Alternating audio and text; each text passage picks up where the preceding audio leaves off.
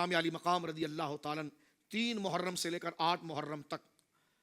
آپ مختلف خطبے دیتے رہے مگر کوئی نتیجہ نہیں آیا. آخر 9 محرم سن 60 ہجری جب یہ یزیدیوں نے کہا یا تو آپ ہمارا حکم مانیں یا ہمارے ساتھ لڑائی کے لیے تیار ہو جائیں, یہ آخری خطبوں میں سے, یا تو آپ ابن زیاد کی بیعت کریں. یہاں پر امام علی مقام کا یہ خطبہ بھی ہے, سبحان اللہ. فرما ابن زیاد سے بیعت اور میرے جیسا, یہ امام علی مقام. ابن زیاد بدکاری گناہ کا ایک سمبل اور علامت ہے, اور میری ذات تقوی و طہارت اور نیکی کے تسلسل کا ایک نشان ہے. تو میرا جیسا بندہ ابن زیاد کے پاس جائے اور اس کی بیعت کر کے کیا حق کو باطل کے قدموں میں ڈال دے؟ فرما حسین مر تو سکتا ہے لیکن ابن زیاد کے ہاتھ پر بیعت نہیں کر سکتا. یہ امام علی مقام رضی اللہ تعالیٰ, اور یہی آزمائش تھی ان کی بات نہ ماننے پر. اب جب دیکھیے ایک خطبہ یہ بھی ملتا ہے رات کے وقت, یعنی جو 10 کا دن شروع ہو رہا ہے تو اس رات کو آپ نے عمر بن سعد جو رشتے میں لگتا تھا, رات اس کے سامنے حقانیت یہ قرآن کی آیات مقام اہل بیت جب پڑھا تو وہ رونے لگا کہ ظاہر سی بات ہے انسان ہے, سب کچھ جانتا تھا, خاندان والا ہے, سب جانتا ہے, قرآن ابھی اترا ہے, ابھی تازہ تازہ صحابہ کرام موجود ہے, وہ روایتیں بالکل تازہ ہیں. تو کسی نے جا کر ابن زیاد کوفے کے گورنر کو کہا کہ بھائی تمہارا کمانڈر تو پگھل گیا, یعنی عمر بن سعد رو رہا ہے.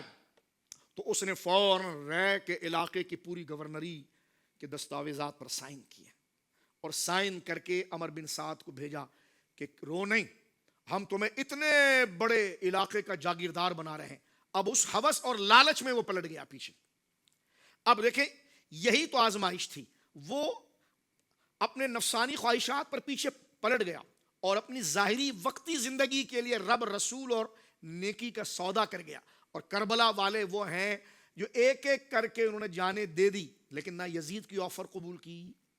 حق کے مقابلے میں, نہ ابن زیاد کی آفر قبول کی. یہی تو رب کہہ رہا ہے کہ ہم انہیں خوف کے ذریعے آزمائیں گے, ہم انہیں بھوکا رکھ کر آزمائیں گے,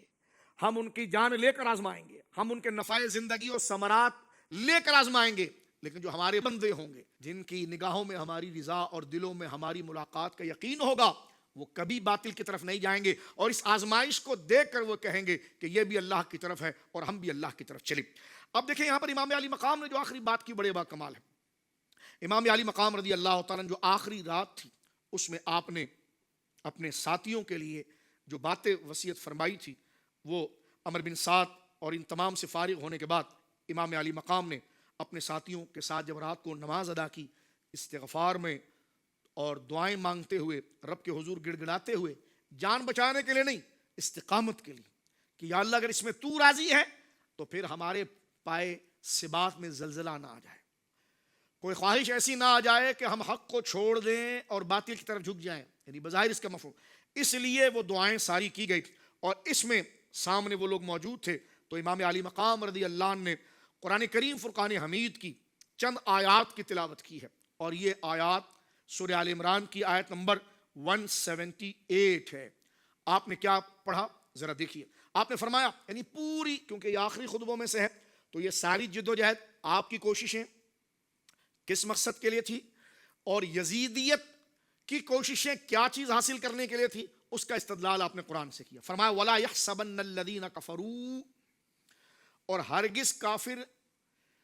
اس گمان میں نہ رہیں انما نملی لہم خیر لانفسہم, کہ اگر ان کے سامنے حکومت ان کو مل گئی, داد و تحسین ان کو مل گیا, زمین کے خزانے ان کو مل گئے, تو کیا مطلب, تمہیں اگر خزانے مل گئے, تمہیں اگر حکومت مل گئی, تمہیں اگر آسانیاں مل گئی تو تم اللہ کے مقبول بندے بن گئے. تو قرآن یہ کہہ رہا ہے وَلَا يَحْسَبَنَّ الَّذِينَ كَفَرُوا, کافر اس خوش فہمی میں نہ رہیں کہ انما نملی لہم خیر لانفسہم, یہ جو ان کو دنیا کی بھلائیاں ملی ہے نا تو یہ ہماری طرف سے ڈھیل تھی. انما نملی لہم لیزدادوا اسما, ہم تو اسی لیے انہیں ڈھیل دیتے ہیں, اللہ فرما رہا ہے, تاکہ یہ گناہوں میں بڑھتے رہیں. اگلا سمجھتا ہے اگر میں باطل پر ہوتا تو مجھے ریاست کیوں ملتی, اگر میں باطل میں ہوتا تو میرے تجارت میں اتنا نفع کیوں ہو جاتا. دیکھو تجارت میں نفع ہو جانا یا ریاست کا امیر بن جانا یا لوگوں کا اس کے ہاتھ پر جمع ہو جانا اپنی طرف سے کوئی بری بات نہیں ہے, لیکن اگر وہ خود بدعقیدگی پر, بدعملی پر, غیر شرعی کاموں پر, اخلاقیات سے گرے ہوئے اللہ کی نافرمانی پر ہو, اور پھر اس کے لیے اگر دنیا کھول دی جائے اور وہ سمجھے کہ شاید میں تو حق پر ہوں اس لیے تو میرے کاروبار میں فائدہ ہو رہا ہے، اور یہ تو ناحق ہے اس لیے اس کو بھوکا رکھا جا رہا ہے. تو اللہ رب العالمین فرماتا ہے انما نملی لہم لیزدادوا اسما، ہم ان کے لیے اور دنیا میں آسانیاں کریں گے تاکہ وہ اپنے گناہوں میں اور بڑھ جائیں، اور ان کو یہ ڈھیل ہم دیں گے آسانیوں کی. اور فرمایا وَلَهُمْ عَذَابٌ مُّهِينٌ، پھر ایک دن وہ ہے جس دن انہیں دردناک عذاب ہوگا. اور اب آیت نمبر 179 میں آیا کہ ما کان اللہ لیذر المؤمنین علی ما، اے محبوب اللہ رب العالمین اہل حق اور باطل کو ان کے ایک ہی حال پر نہیں رکھے گا جب تک خبیث اور طیب کا فرق نہ کر دے. یہاں سے امام علی مقام کا یہ خطبہ بتا رہا ہے کہ آپ کی فکر طیب والی ہے، کیونکہ آپ استدلال اس آیت سے کر رہے ہیں. اور سامنے کے لفظ کیا ہے؟ فرما قرآن یہ کہہ رہا ہے وما کان اللہ لیذر المؤمنین، اللہ مسلمانوں کی جماعت کو ان کے حال پر نہیں چھوڑے گا. کب تک؟ کیونکہ نماز تم بھی پڑھ رہے ہو، نماز یہ بھی پڑھ رہے ہیں،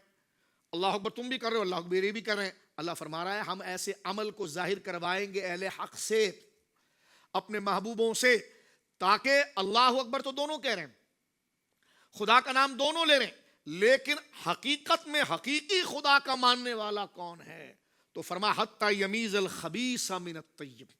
ہم ان کے کردار، ان کی نیکی کے ساتھ وفاداری اور حق کی سربلندی کے لیے آنے والی پریشانیاں مصیبتوں میں استقامت اور صبر کے اظہار کے ذریعے طیبوں کے طبقے کو الگ کر دیں گے خبیثوں کے ذریعے. یہ امام علی مقام رضی اللہ تعالیٰ نے یہ آیات باضابطہ طور پر اپنے آخری خطبوں میں پڑھی کہ اگر آج یزیدیوں کو سہولت مل رہی ہے، رعایت مل رہی ہے، تو یہ اللہ کی طرف سے ڈھیل ہے. اور یہ ڈھیل یہ نہ سمجھے کہ یہ نیکوکار ہیں، بلکہ یہ ہر دن ان کے لیے جہنم میں جانے کی وجہ بن رہا ہے. اور ہم جو حق کی سربلندی کے لیے بھوکے رکھے جا رہے ہیں، پیاسے رکھے جا رہے ہیں، ہمارے گود کے بچوں کو ذبح کر دیا جا رہا ہے، لیکن آہو فغاں نہیں کر رہے، جزا و سزا نہیں کر رہے، گریبانوں کو چاک نہیں کر رہے، واویلا نہیں کر رہے، مکمل برداشت اور رب کی رضا کے لیے ہے. تو یہ ہمارا عمل ظاہر کر رہا ہے کہ طیب اور پاکیزہ فکر والے کون ہوتے ہیں، اور ناپاک اور خبیث اور نفسانی خواہشات کے لیے دین کو بیچنے والے.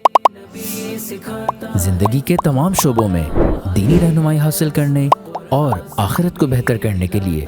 ہمارے YouTube channel Islamic digital studio کو سبسکرائب کر لیں اور بیل آئیکن بھی پریس کر لیں. قرآن سے بھی ملاتا